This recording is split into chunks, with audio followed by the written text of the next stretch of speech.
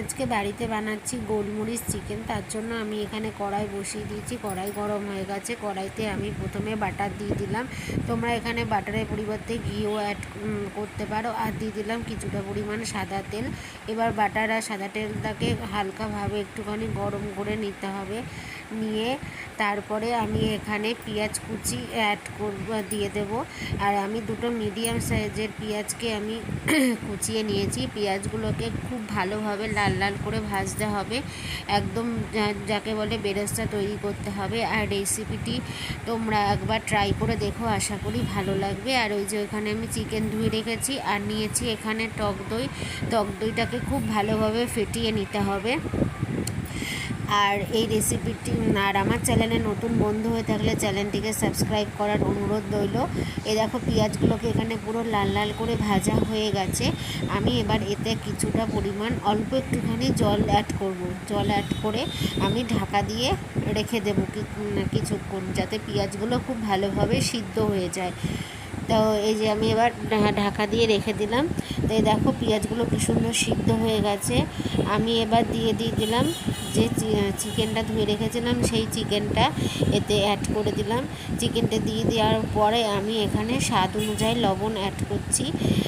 লবণ দেওয়া হয়ে যাওয়ার পরে আমি চিকেনটাকে আবার একটুখানি ভালোভাবে নাড়াচাড়া দিয়ে নেব।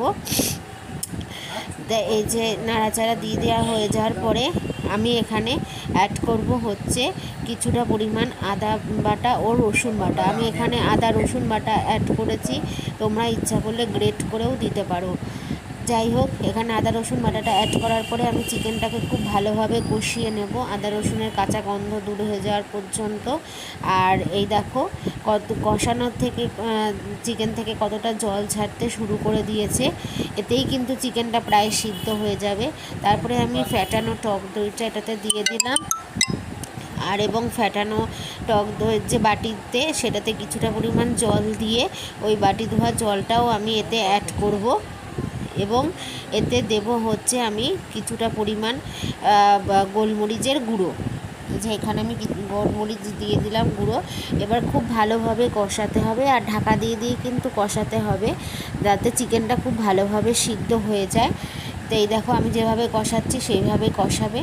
তো এই যে আমি এখানে ঢাকা খুলে দেখাচ্ছি চিকেনটা কি সুন্দর হয়েছে সিদ্ধ। তো এই যে আমার রান্নাটা কমপ্লিট হয়ে গেছে, আমি এবার নামিয়ে নিয়েছি। তোমরা এভাবে একবার ট্রাই করে দেখো, গরম রুটি বা পাউরুটির সাথে খুব ভালো লাগবে খেতে। এবং কমেন্টে জানিও কেমন লাগলো।